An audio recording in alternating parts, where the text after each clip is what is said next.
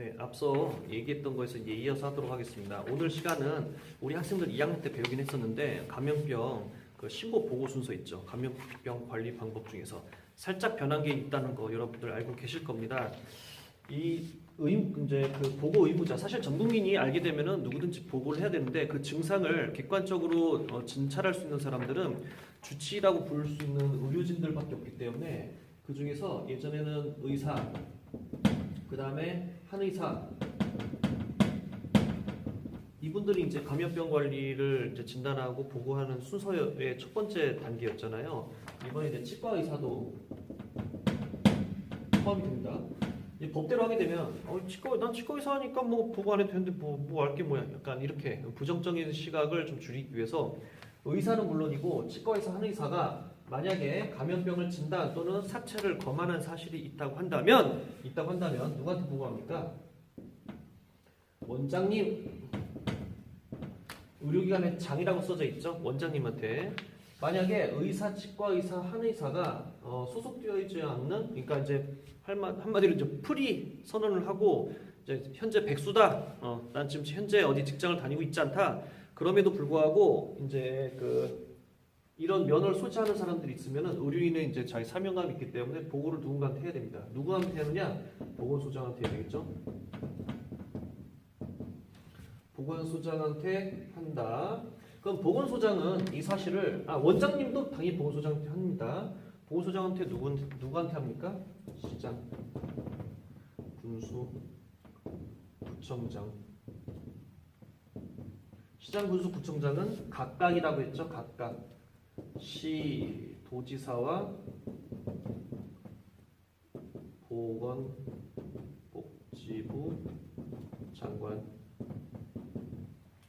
여기 우리 기본 루트인데 여기에서 이제 1급부터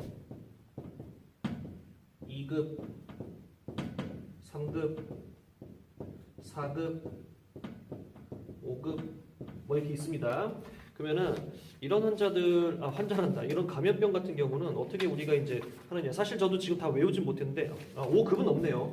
죄송합니다. 제가 쓰다 보니까 1급부터 4급까지 정해져 있는데 앞에 내용 보면 제가 지금 강의안도 지금 드렸고 여러분 지금 가지고 계시는 교재를 예선 아직 지금 변환되기 전이다 보니까 이게 최근에 바뀌었어요. 그러다 보니까 여기 있는 거에 대해서 조금 인지해 주셨으면 좋겠습니다. 1급 같은 경우는 이제 생물 테러 감염병 또는 치명률이 높거나 집단 발생의 우려가 커서 발생 또는 유행 증시 신고를 하고 음압격리와 같은, 음압이라고 하는 건 뭐냐면 음압격리, 음압병상이라고 혹시 들어보셨겠죠? 음압이 뭐냐면 기압을 다르게 해가서 그 감염병이 퍼지지 않게끔 격리시킨다는 얘기예요. 음압병상이 대표적인 예인데 의료기관에 이제 음압병상이 있다 그러면은 그 병실에는 사람 한 명만 들어갈 수가 있고 환자 혼자만 들어갈 수 있고 기압을 낮춰버려요. 감염병이라고 하는 것은 기압이 높은 곳에서 낮은 곳으로 이렇게 가기 때문에 기압이 낮은 곳에 병상이 있으면 바깥으로 못 나가겠죠. 바깥에 있는 공기가 들어가도 안에 있는 공기 바깥으로 못 나가게 해야 되니까 음압 격리라고 합니다. 그래서 음압 격리를 시키고 그 다음에 이런 병상으로 해야 되는 감염병을 말한다. 이제 좀 무서운 거죠. 여러분 뭐 다음 중 이 중에서 코로나는 어딘가? 암만 찾아봐도 없습니다. 어디에 속하겠습니까? 1급에 속하게 됩니다. 그래서 여기 1급의 특징은 그렇게 되고 2급은 전파 가능성을 고려하여 24시간 이내 신고하여야 한다. 상급 감염병도 감시할 필요가 있어 24시간 이내. 그래서 1급은 즉시예요. 2급은 24시간 이내 신고를 해야 한다. 4급은 7일 이내 하여야 한다. 그러니까 원래는요 다 즉시 보고를 하는 게 맞는데 가급적이면 즉시 하는 게 맞는데 2급, 3급은 하루 안에 해도 크게 문제가 없고 7일 이렇게 써야 되는데 그 다음에 4급 같은 경우는 일주일 안에 하여도 된다라고 하는 거죠. 원래는 즉시 하는 게 맞습니다. 전부 다. 그래서 이거 감염병 보고 순서 같은 경우도 여러분들이 좀 인지를 하셨을 때 많이 하시고 그리고 이 관리 절차라고 하는 것을 제가 블로그에 올려놨는데 여러분들 이제 2학년 때 많이 이제 공부하셨다시피 법제처 같은 거 이제 자주 보시나요? 저 같은 경우는 당연히 이제 조금 이렇게 보는데 학생들도 이제 검색하는 능력이 좀 되기 때문에 좀 보셨으면 좋겠습니다. 그래서 감염병 관리 절차 같은 게 보게 되면은 기타적으로 이런 것도 있어요. 지우고 설명을 드릴게요. 저쪽에다 적을 거구나.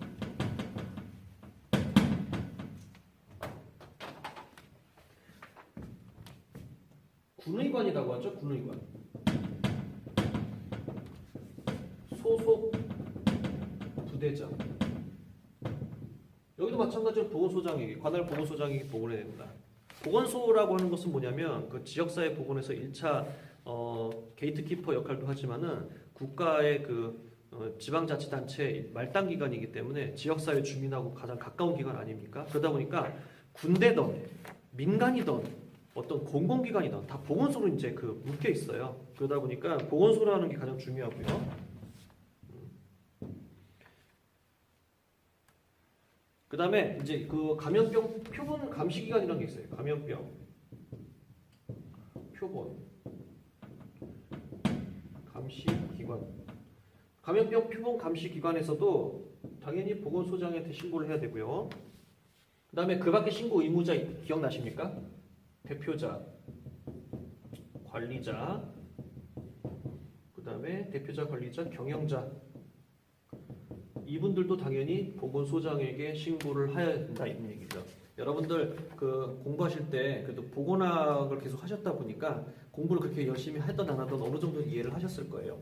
그래서 여러분들 이제 문제 같은 경우도 지금 다음에 이제 여기 책에 나와 있잖아요. 그래서 선정을 했는데 문제를 풀 때 보시면은 앞에 이론을 보고 푸시는 방법도 있지만은 이제 여러분들은 그래도 조금 학력이 조금 높아졌으니까 앞에 이론을 보지 말고 첫 번째 제가 이제 강조하고 싶은 거는 권장하고 싶은 거는 그냥 한번 풀어보세요. 그 다음에 정답이 있으면 좀 가리거나 설명 가리고 그리고 나서 몇 개 분모 분자를 적어서 몇 문제 중에 몇 문제를 맞췄다 곱하기 100 해놓고 나서 이 퍼센트에 대해서 조금 인지를 좀 각인을 시키고, 그러니까 너무나 많이 틀렸으면 틀린 대로 조금 이렇게 마음을 품고 잘했으면 잘했다고 생각하면서 조금 더 잘할 수 있게끔 해놓고 나서 계속 자기 자신을 한번 다스려 보세요. 그다음에 듣도 보도 못한 문제는 내진 않으니까. 그다음에 지금 선정한 교재가 감히 말씀드리는 건데 어느 정도 여러분들 국가시험이라든지 보건직 공무원 시험에 거의 나오는 유형이 거의 80, 90% 가까워요. 그러니까 그런 거 좀 믿어주시고. 그다음에 나중에 이제 상담을 하게 될 때도 제가 조금 더 강조를 하고 자료를 드리긴 할 텐데 자기가 자기 자신을 이렇게 관리를 할 때 그런 걸 보시면서 문제를 풀고 그다음에 그래도 모르겠다 싶으면은 그다음에 이제 이론을 좀 보시고 그래도 모르겠다 하면은 질문을 주시면 제가 최선을 다해서 설명과 답변은 해드리겠습니다. 그러니까 혼자라고 생각하지 마시고 처음에는 친구하고 너무나 이렇게 정보를 공유하지 마시고 하다 안 되면 그때 하시는 게 자기 무기가 될 거예요. 그래서 이런 것도 처음에는 이렇게 보고 하시잖아요. 근데 이거 그림 그리는 것도 제가 어디서 보고 베낀 게 아니라 저도 혼자 이렇게 연구를 하면서 그림을 그리게 됐어요. 여러분들도 안 보고 그릴 수 있는 그런 학생이 잘 됐으면 좋겠습니다. 자, 그러면 오늘 이 강의는 이만 여기서 마무리하도록 하겠습니다. 고맙습니다.